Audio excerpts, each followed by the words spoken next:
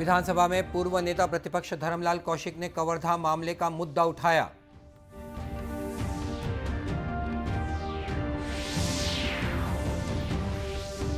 सूचना और प्रसारण मंत्री अनुराग सिंह ठाकुर ने प्रियंका गांधी की पेंटिंग खरीद मामले पर भ्रष्टाचार का आरोप लगाया।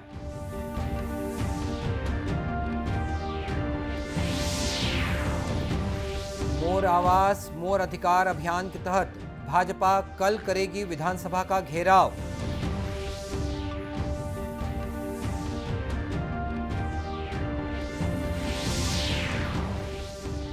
और कांकेर जिले के नक्सल प्रभावित क्षेत्र बंडापाल के स्कूल को पहली बार बनाया गया परीक्षा केंद्र।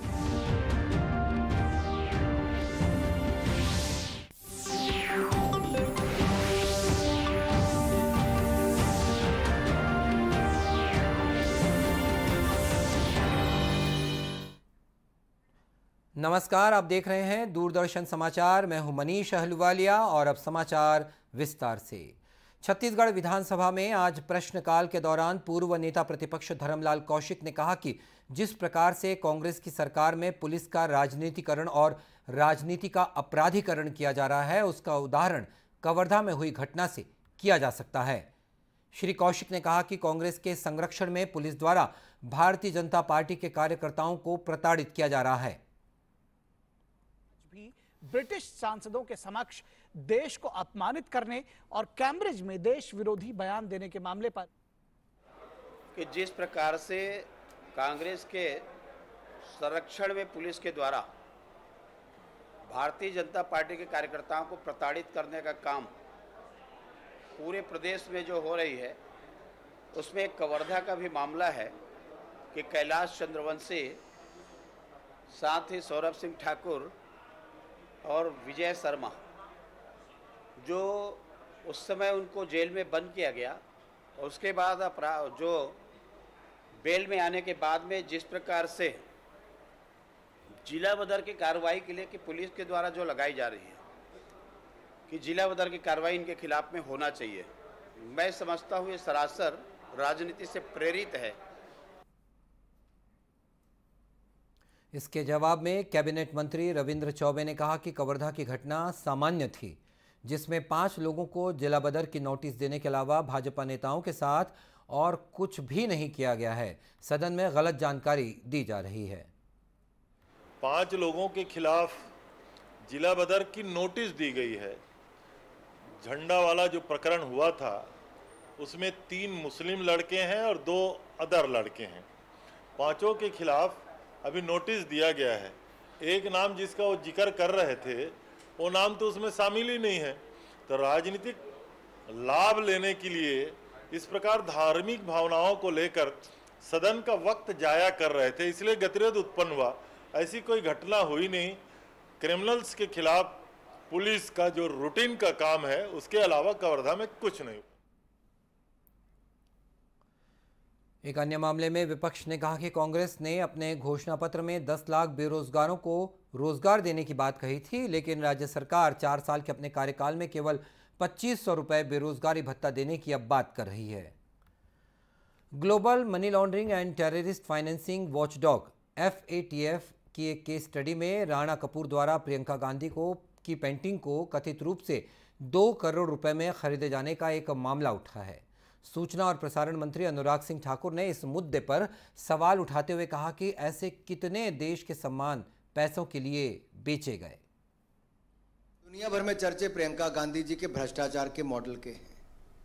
पेंटिंग के बदले पद्म भूषण, पैसे के बदले पद्म भूषण, और उस पैसे का दुरुपयोग दुनिया के एक हिस्से में कांग्रेस के एक बड़े नेता के ऊपर खर्च करने पर भी है। आखिरकार ये मजबूर किसने किया था पेंटिंग खरीदने के लिए? ये 2 करोड़ रुपया देने के लिए मजबूर किसने किया था? और पेंटिंग के बदले पद्म भूषण देने की ऑफर किसने की थी? किसके मकान पे ये सब सौदा हुआ था? ये राष्ट्र को अपमान करने का काम तो दुनिया के देशों से करते हैं। अब राष्ट्र के सम्मान को बेचने का काम भी पद्म भूषण जैसे अवार्ड्स को बेचने का काम भी करते हैं। ऐसे कितने पद्म अवार्ड्स को बेचा गया, ऐसे कितने पदों को बेचा गया, ऐसे कितने भ्रष्टाचार किए गए, इस पर जवाब प्रियंका गांधी जी को देना होगा। श्री ठाकुर ने कहा कि पेंटिंग सहित भ्रष्टाचार के और कितने मॉडल कांग्रेस के गांधी परिवार के पास हैं, इसका जवाब अब उन्हें देना होगा। मोर आवास मोर अधिकार अभियान के तहत प्रदेश के हितग्राहियों को प्रधानमंत्री योजना का लाभ दिलाने के लिए भारतीय जनता पार्टी कल 15 मार्च को विधानसभा का घेराव करेगी। इस संबंध में आज भाजपा के प्रदेश अध्यक्ष अरुण साव, नेता प्रतिपक्ष नारायण चंदेल और अनेक वरिष्ठ नेताओं ने प्रेस वार्ता में बताया कि कल विधानसभा के पास पिरदा गांव में आम सभा करने के बाद विधानसभा का घेराव किया जाएगा। भाजपा नेताओं ने बताया कि इस आंदोलन में जिन 7 लाख वंचित परिवारों से फॉर्म भराए गए हैं, उनको भी इसमें शामिल किया जाएगा। भाजपा प्रदेश अध्यक्ष श्री साव ने कहा कि प्रधानमंत्री नरेंद्र मोदी के सपने के अनुरूप प्रदेश के सभी गरीब परिवारों को खुद का पक्का मकान मिलने का सपना पूरा हो, इसके लिए ये आंदोलन किया जा रहा है।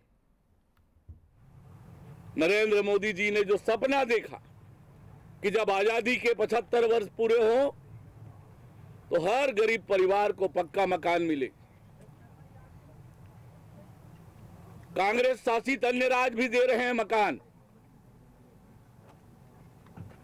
पर राज्य की कांग्रेस सरकार, भूपेश बघेल की सरकार गरीबों के साथ अन्याय कर रही है, अत्याचार कर रही है। उस अन्याय व अत्याचार के खिलाफ अपनी आवाज बुलंद करने के लिए, भूपेश बघेल सरकार के खिलाफ आवाज बुलंद करने के लिए उनको चुनौती देते हुए कल विधानसभा के घेराव का आंदोलन है। अपने हक की लड़ाई के लिए कल वो विधानसभा घेरेंगे।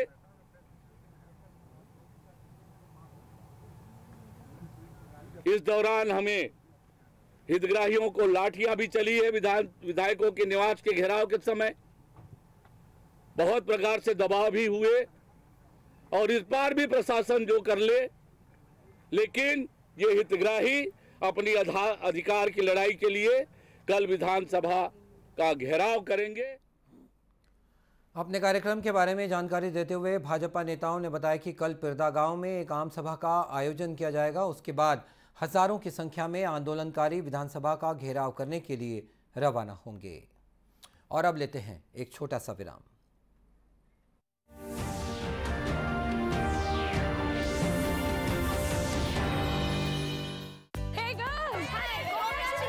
आज तो पार्टी चाहिए। पहले चैंपियन के साथ सेल्फी लेंगे। आइडिया, यही करते हैं पार्टी। Pizza party. ये चल अपना कार्ड और पिन दे। मेरे कार्ड की डिटेल्स मैं खुद ही डालूंगी। आरबीआई कहता है अपना पिन, ओटीपी, सीवीवी या इंटरनेट बैंकिंग पासवर्ड किसी के साथ शेयर ना करें। ऑनलाइन बैंकिंग सिर्फ अपने कंप्यूटर, मोबाइल और सिक्योर नेटवर्क से करें। बाय गर्ल्स, कहाँ जा रही है? सुना नहीं, नो शेयरिंग। आरबीआई कहता है जानकार बनिए, सतर्क रहिए। क्या शर्मा रहा है? दांत खाज खुजली है, सबको होती है। जालिम लोशन मुझे दादी ने दिया और बोली जालिम रोगों पर पड़े भारी। जालिम लोशन है पुराना खिलाड़ी, जो पुराना वही बेहतर है। जालिम lotion, fastest, trusted, tested TDO से। जालिम लोशन।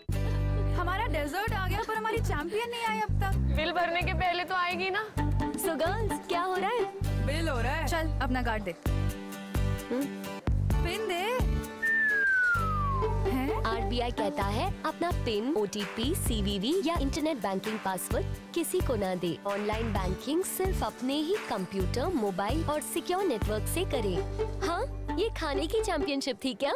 आरबीआई कहता है जानकार बनिए, सतर्क रहिए। क्या शर्मा रहा है? दांत खाज खुजली है, सबको होती है। जालिम लोशन मुझे दादी ने दिया और बोली जालिम रोगों पर पड़े भारी। जालिम लोशन है पुराना खिलाड़ी, जो पुराना वही बेहतर है। जालिम lotion, fastest, trusted, tested TDO से। जालिम लोशन।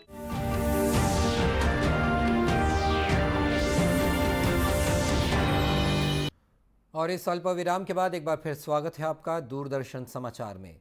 संत गुरु संत राजाराम साहिब की 63वें वार्षिक महोत्सव रायपुर के शदानी दरबार में आज से शुरू हो गया है।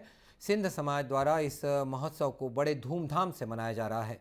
17 मार्च तक चलने वाले इस अंतर्राष्ट्रीय महोत्सव में शामिल होने के लिए देश विदेश से श्रद्धालु पहुंच रहे हैं। महोत्सव में मुख्य रूप से सिंध, पाकिस्तान से 350 तीर्थयात्रियों का एक बड़ा जत्था शामिल होने के लिए आज रायपुर पहुंचा। तीर्थयात्रियों में महिलाएं भी शामिल हैं। श्रद्धालुओं के आज रायपुर रेलवे स्टेशन पर पहुंचने पर सिंध समाज के लोगों ने सभी तीर्थयात्रियों का भव्य स्वागत किया। भाजपा नेता और सिंध समाज के सदस्य श्रीचंद सुंदरानी ने बताया कि यह महोत्सव पिछले कई सालों से भारत और पाकिस्तान के बीच आपसी सौहार्द का वातावरण निर्मित करने में महत्वपूर्ण भूमिका अदा कर रहा है। सौहार्दपूर्ण वातावरण बनाने का काम अगर किसी ने किया तो कहीं न कहीं पूज्य छदानी दरबार ने। और अटल जी की सरकार के समय से एक सिलसिला प्रारंभ हुआ पूजनीय संतों के द्वारा। 8वीं गद्दी के मालिक साईं गोविंद राम साहब के द्वारा ये पहल शुरू की गई थी, जो परंपरा आज चलते आ रही है। निश्चित रूप से 330 लोगों का एक जत्था पाकिस्तान पूज्य छदानी दरबार से सिंध से रायपुर छत्तीसगढ़ आ रहा है। पाकिस्तान के संत शदानी नगर से पहुंचे संत मनशाराम ने कहा कि वर्ष 1984 से लगातार तीर्थयात्रियों का जत्था रायपुर के शदानी दरबार में आता रहा है, लेकिन कोरोना काल की वजह से 3 साल के अंतराल के बाद यहां आने का मौका मिला, जिसके लिए तीर्थयात्रियों में भी काफ़ी उत्साह है। हमारे सदगुरु अष्टम अवतार संत सर्वमणि सदगुरु साईं गोविंद राम साहब की एक जो मिशन था हम लोगों को मिलाने का, हमें तीर्थ यात्राओं कराने का, ये उसी का हिस्सा है। अनफॉर्चुनेटली पिछले 3 साल से ये जत्था नहीं आ पाया, नहीं तो 1984 से लगातार ये जत्था आता रहा है। 3 दिवसीय इस महोत्सव के दौरान शदानी दरबार में हवन, रामायण पाठ, श्रीमद् भागवत गीता का पाठ, सत्संग, प्रवचन, भजन, महाआरती, अखंड भंडारा और स्वास्थ्य शिविर का आयोजन भी किया जाएगा। ये कार्यक्रम डॉक्टर संत युधिष्ठिर लाल के मार्गदर्शन में किया जा रहा है। प्रदेश में 10वीं और 12वीं की बोर्ड परीक्षाएं शुरू हो गई हैं। राज्य के दूर दराज के जिलों के अति संवेदनशील क्षेत्रों में भी बच्चे परीक्षाएं दे रहे हैं। कांकेर जिले के नक्सल प्रभावित क्षेत्र बंडापाल के स्कूल को भी इस बार परीक्षा केंद्र बनाया गया है, जहां 10वीं कक्षा के विद्यार्थी परीक्षा दे रहे हैं। बंडापाल के शासकीय हाई स्कूल को परीक्षा केंद्र बनाए जाने से बच्चों में खुशी की लहर देखने को मिल रही है। बच्चों का कहना है कि पहले परीक्षा देने के लिए उन्हें 45 किलोमीटर दूर आमाबेड़ा जाना पड़ता था। परीक्षा सेंटर बनाया गया, उससे मैं बहुत खुश हूँ, क्योंकि हमारे पहले के सीनियर लोग जो कि उतना दूर जैसे आमाबेड़ा 45 किलोमीटर जाके अपना परीक्षा दिला रहे थे, लेकिन अभी हमको उधर जाना नहीं पड़ रहा है। बंडापाल के इस शासकीय स्कूल के केंद्राध्यक्ष रामाधीन गावड़े ने बताया कि गांव के स्कूल को परीक्षा केंद्र बनाने से बच्चों को अब काफ़ी सुविधाएं हो रही हैं। इस बारे में विकासखंड शिक्षा अधिकारी प्रवीण चतुर्वेदी ने बताया कि गांव के स्कूल को परीक्षा केंद्र बनाने के लिए ग्रामीणों द्वारा लंबे समय से मांग की जा रही थी। बच्चों को आने जाने में असुविधा न हो, इसके लिए परीक्षा केंद्र में ही बच्चों के ठहरने की भी व्यवस्था की गई है। सहृदयता दिखाते हुए इस विधायक महोदय और कलेक्टर महोदय ने 1 महीने के अंतर्गत रायपुर माध्यमिक शिक्षा मंडल से बात करके, प्रयास करके, पत्र व्यवहार करके बंडापाल में परीक्षा केंद्र स्थापित किया। और आज जैसे आप देख पाए हैं कि 42 में से 39 बच्चे नियमित रूप से परीक्षा दे रहे हैं। एक स्वाध्यायी छात्र भी यहाँ पर परीक्षा दे रहा है और बच्चों को परीक्षा तक आने जाने में सुविधा, परीक्षा केंद्र तक सुविधा न हो, इसके लिए हमारे दोनों स्कूल के प्राचार्यों के द्वारा उनको ठहरने की व्यवस्था की गई है, ताकि हमारे दूरस्थ जंगल के निवास करने वाले बच्चे भी सुचारू रूप से परीक्षा दे पाए और 10वीं की परीक्षा अच्छे अंकों से पास करके अपने भविष्य में आगे की पढ़ाई को निरंतर जारी रख सके। आपको बता दें कि पिछले दिनों हुई चौपाल में विद्यार्थियों ने जिला कलेक्टर और स्थानीय विधायक से भी इस स्कूल को परीक्षा केंद्र बनाने के साथ ही यहां पर 11वीं की कक्षा शुरू करने की मांग की थी, जिस पर प्रशासन ने उन्हें आश्वासन दिया है। और अब बुलेटिन के अंत में मुख्य समाचार एक बार फिर। विधानसभा में पूर्व नेता प्रतिपक्ष धर्मलाल कौशिक ने कवर्धा मामले का मुद्दा उठाया।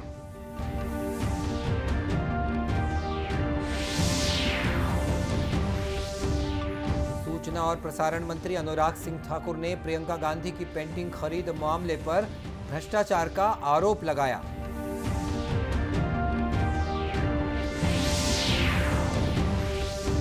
मोर आवास मोर अधिकार अभियान के तहत भाजपा कल करेगी विधानसभा का घेराव।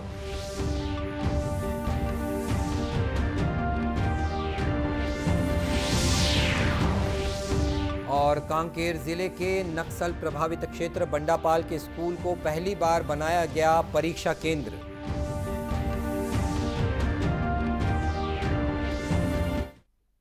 और इसी के साथ ये समाचार बुलेटिन समाप्त होता है। नमस्कार।